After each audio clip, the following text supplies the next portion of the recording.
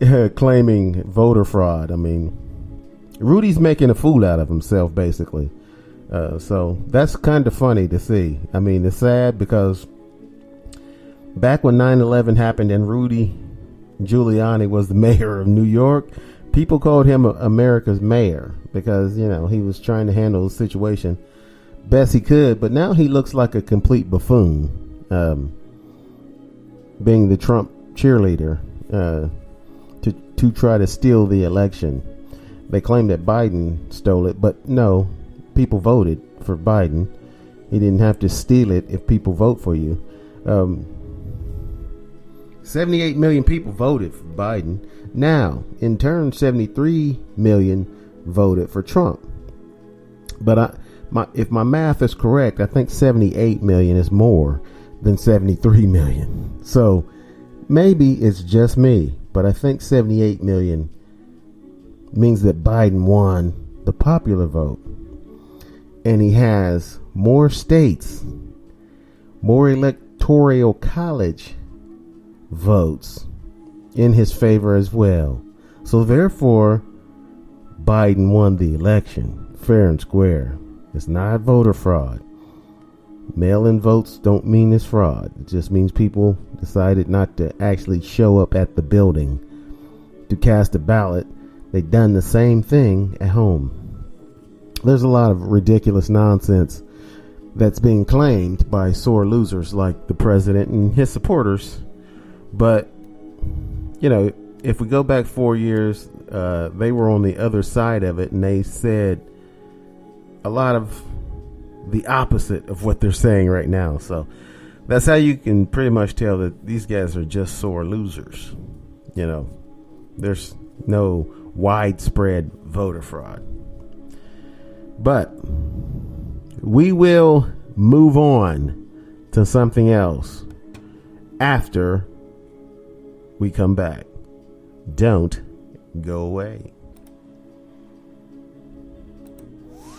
You're listening to a man who's so sexy it's completely ridiculous. Mr. Anthony Scott Dover.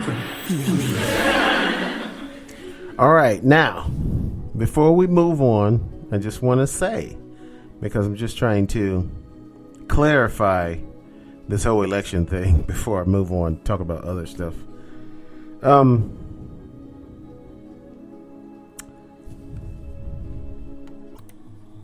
So the only real difference as far as this election and what's going on really is just how President Trump is handling it. Everything else, they're never actually done counting the votes usually until a few days after the election takes place.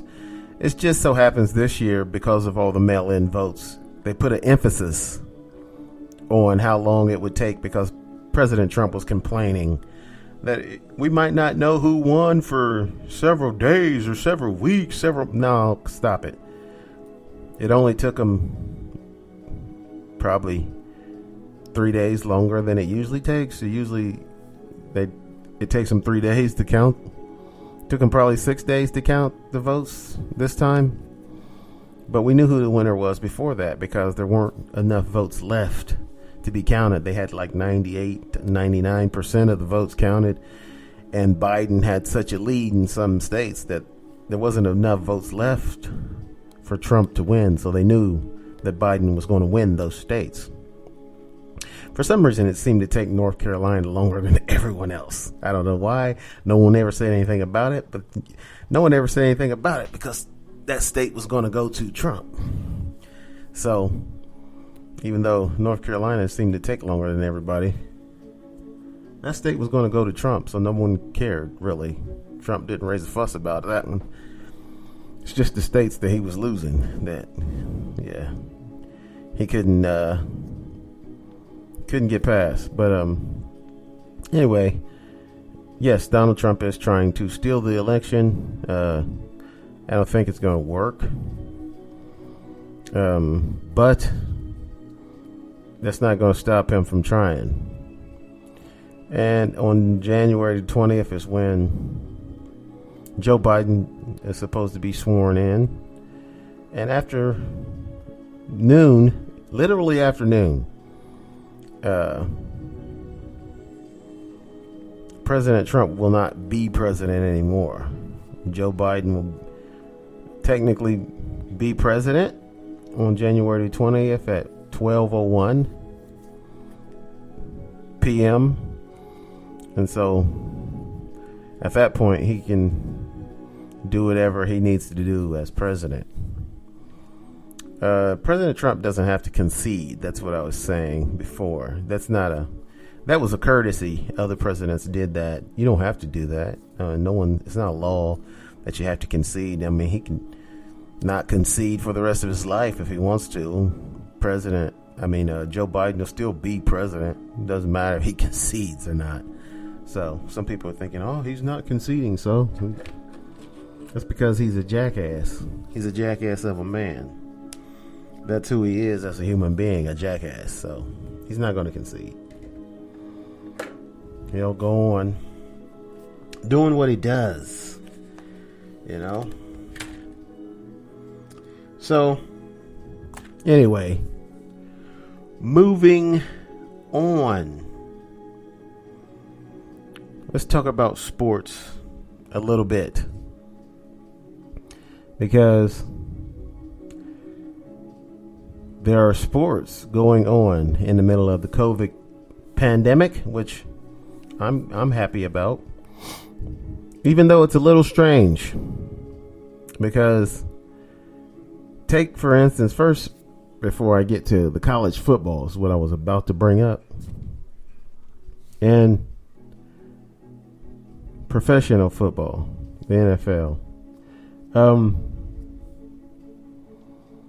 The NBA has decided to restart the season in December. So the NBA, they usually started actually in December. They usually always start in December, but they're going to start a little bit later than they would normally start. Still in December. They're still starting in December, but not, it's like a week or two later than what they would normally start. So you can expect NBA basketball to come back, and maybe they'll have a game on Christmas. I'm not sure what the schedule is just yet, but they will have NBA basketball. College basketball is it's about to start soon. Actually, the college football, their season is messed up. The season is a little bit messed up right now because of COVID. And there are certain teams that have played like 8-9 games already. And then there are certain teams that have only played one game in college football. Oh man, that's weird.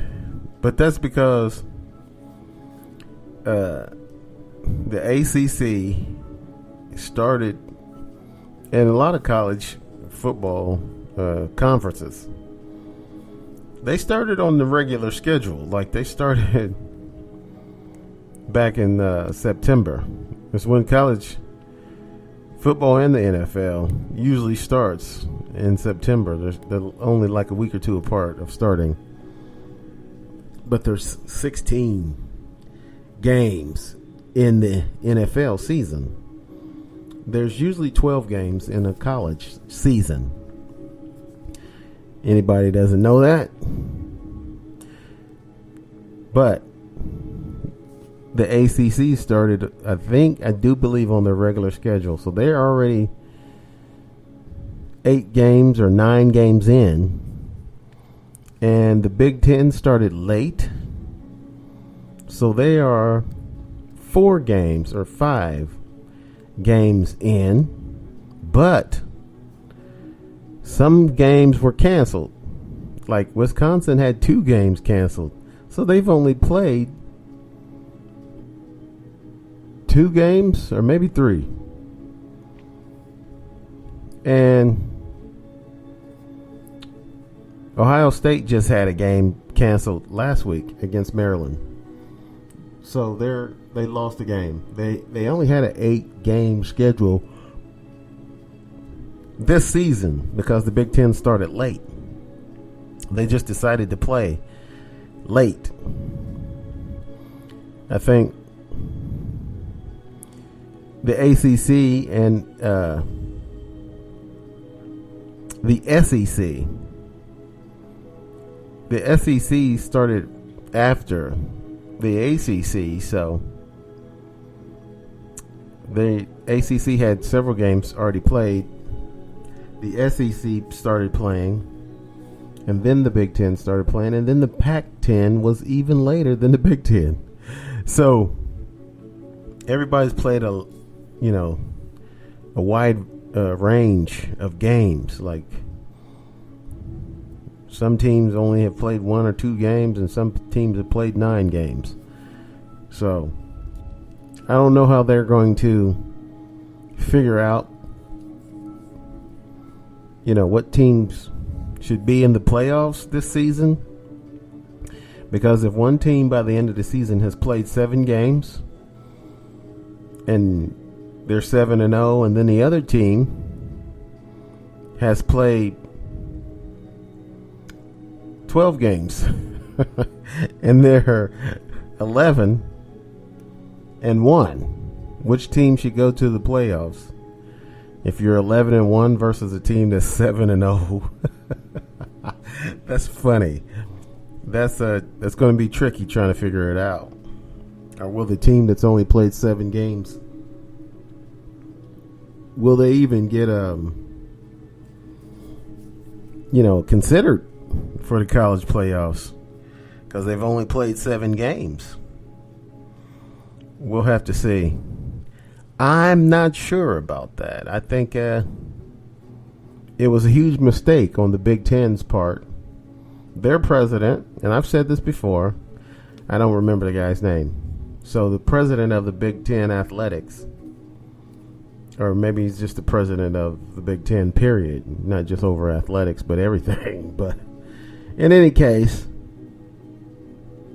he decided to cancel the season for all Big Ten schools, which was dumb on his part, because you need the parents and the athletes and the coaches to be in on this decision. You can't just go canceling the season. You just have to provide them with all the medical knowledge that's available and let them decide if they still want to play. Once they have all the knowledge that's available, you should let them decide. They would have decided, and then they would have had more than 8-game schedule. You could have still had a 10 or 12 game schedule, but because they would have decided a lot quicker whether to play or not to play. And some games getting canceled, like I said, Wisconsin, they look like they have a pretty good team, but they've only played 2 games. So how are they going to be considered even? If they don't play the Buckeyes this season, then how are they going to be considered? I mean, they might play the Buckeyes, I guess, in a Big Ten championship. But